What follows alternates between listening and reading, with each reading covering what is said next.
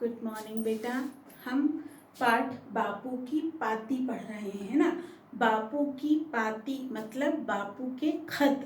बापू जो अपने अनुयायियों को पत्र लिखा करते थे, उन्हें जो सलाह दिया करते थे, उनकी समस्याओं का जो हल बताया करते थे, वही इन पत्रों के माध्यम से हमें पता पड़ा है। हमने इसके पहले 2 पत्र पढ़ चुके हैं। वो कौन से पत्र हैं? जो बापू ने अपने प्रिय शिष्य, अपने प्रिय अनुयायी सुमंगल जी को लिखे हैं। सुमंगल जी जब बीमार हैं तो वो बहुत परेशान हैं और वो बापू को पत्रों के माध्यम से अपनी परेशानियां बता रहे हैं और बापू भी पत्र के माध्यम से उनकी हर परेशानी का हल उन्हें बता रहे हैं। तो पहले 2 पत्र हम पढ़ चुके हैं। पहले पत्र में बापू ने उन्हें उनके खाने पीने के बारे में बताया है कि उन्हें किस तरह से खान पान रखना चाहिए, उन्हें कैसे आराम करना चाहिए, अपने खर्चों पर नियंत्रण रखना चाहिए। और दूसरे वाले पत्र में उन्होंने क्या बताया है कि अभी तुम घर पर हो, बोर हो रहे हो, तो तुम किताबें पढ़ो, अच्छी अच्छी किताबें पढ़ो और उनसे ज्ञान अर्जित करो। और तीसरा वाला जो पत्र है अब हम वो पढ़ने वाले हैं। तीसरा वाला पत्र बापू जी ने लिखा था 13/7/37, है ना। 13 जुलाई 1937 को बापू ने ये पत्र लिखा था। उनको चिरंजीव सुमंगल को उन्होंने सबसे पहले लिखा था। चिरंजीव सुमंगल दोनों खत मिले। तुमने मुझे जो उन्होंने पत्र लिखे होंगे तो बापू ने कहा है कि मुझे तुम्हारे दोनों पत्र मिल गए हैं। यहाँ से तनख्वाह मिलने की बात ही नहीं है। जो सुमंगल जी ने उन्हें पत्र लिखे हैं उसमें उन्होंने पूछा है अब वो आश्रम आना चाहते हैं, तो वहाँ आने पर यदि वो कुछ काम करते हैं तो क्या वहाँ उन्हें पैसे मिलेंगे? तो बापू ने बता रहे हैं कि यहाँ पर तनख्वाह मिलने की बात नहीं है, खाना सामान्य ही है। यदि तुम यहाँ आना चाहते हो तो काम तो तुम्हें करना होगा, लेकिन उसके बदले में यदि तुम चाहो कि कुछ तनख्वाह मिलेगी तो वो शायद संभव नहीं है। खाना भी यहाँ सामान्य ही मिलेगा। अभी तुम घर पर हो, माँ के हाथ का खाना खा रहे हो, अपने पसंद का खाना खा रहे हो, लेकिन यहाँ आने के बाद तुम्हें खाना सामान्य ही मिलेगा। जगह की तंगी है, आश्रम छोटा है, शिष्य बहुत सारे हैं, तो जगह की बहुत तंगी है। थोड़ी सी जगह में ही तुम्हें रहना होगा, कम जगह में ही तुम्हें एडजस्ट करना होगा। बारिश खूब आती है, यहाँ पर पानी बहुत गिरता है, बारिश बहुत तेज होती है तो उसमें भी परेशानी होती है। जब जगह छोटी सी है, घर के अंदर हमको जगह कम है, बाहर बारिश हो रही है, तो आपको कुछ परेशानियां तो होंगी ही। तो बापू सुमंगल जी को इन परेशानियों के बारे में बता रहे हैं। जैसा कि अपन ने यहाँ लिखा भी है कि बापू ने सुमंगल जी को आश्रम में होने वाली गतिविधियों के बारे में बताया है, वहाँ होने वाली परेशानियों के बारे में बताया है। तो बापू क्या कह रहे हैं कि यहाँ पर खाना सामान्य ही मिलता है, साधारण दाल चावल सब्जी रोटी तुम्हें मिलेगी और रहने के लिए जगह भी कम ही रहेगी। तुम सोचो कि जैसे तुम घर में आराम से रहते हो वैसी जगह तुम्हें यहाँ पर नहीं मिल पाएगी। बारिश भी यहाँ पर बहुत होती है। शुद्ध दूध और काफ़ी मिल सकता है।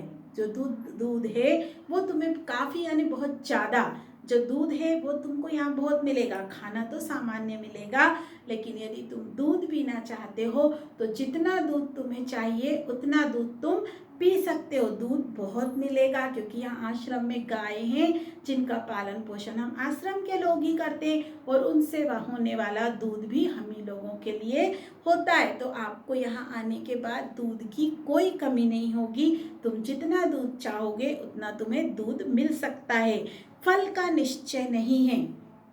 अभी तुम बीमार हो, घर में हो, जो फल तुम्हें खाना है वो तुम आराम से खा रहे हो, लेकिन यहाँ आकर तुम्हें फल नहीं मिलेंगे। मिलेंगे लेकिन कम मिलेंगे। तुम चाहो कि तुम्हें रोज फल मिले तो ऐसा कोई निश्चित नहीं है। जरूरी नहीं है कि आपको जो फल खाना है जब खाना है वो मिल जाएं। थाली, लोटा, कटोरे, 2 गिलास, चम्मच, छुरी, बिछोना, दरी, तकिया, चद्दर, कमली, छाता, लालटेन, इतना सामान साथ में होना चाहिए।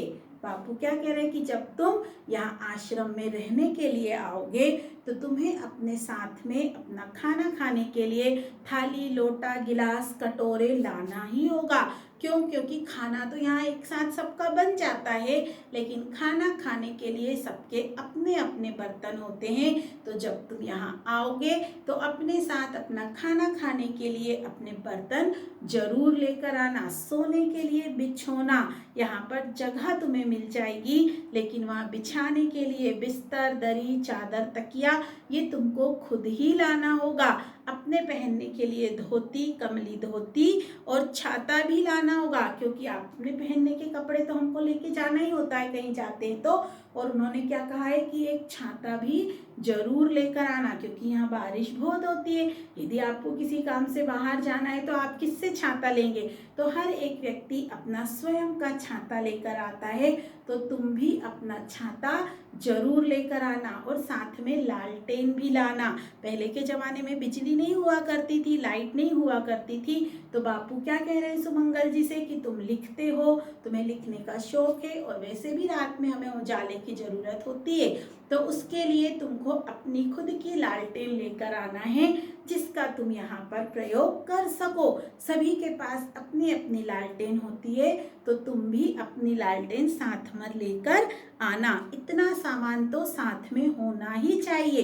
फिर इसके अलावा अगर तुम्हें लगता है कि और भी चीज़ों की तुम्हें ज़रूरत है, तो वो भी तुम अपने घर से लेकर आना, क्योंकि यहाँ आश्रम में आपको खाना मिल जाएगा, दूध मिल जाएगा, रहने के लिए जगह मिल जाएगी, लेकिन आपकी अपनी खुद की जो ज़रूरतें हैं उसका सामान आपको स्वयं ही लाना होगा। साहित्यिक काम के लिए आपको रोज कम से कम 1 घंटे का समय जरूर मिल जाएगा। क्या कह रहे हैं बापू कि तुम कहानियाँ लिखते हो, रचनाएं लिखते हो, तो आश्रम के काम तो तुम्हें करना होंगे, लेकिन उन कामों के बीच में से तुम्हें दिन भर में 1 घंटे का समय दे दिया जाएगा, जिसमें तुम अपनी साहित्यिक कला का उपयोग कर सकते हो, अपनी रचनाएं लिख सकते हो, अपनी कहानियाँ, अपनी कविताएं तुम लिख सकते हो। लेकिन जैसे अभी तुम घर में पूरे टाइम जब तुम्हारा मन होता है लिखते हो, वैसा यहाँ नहीं चलेगा। दिन भर में तुम्हें 1 घंटे का समय तुम्हारे काम के लिए दिया जाएगा। माता पिता के पास जाना उचित समझो तो उनसे मिलकर ही आओ।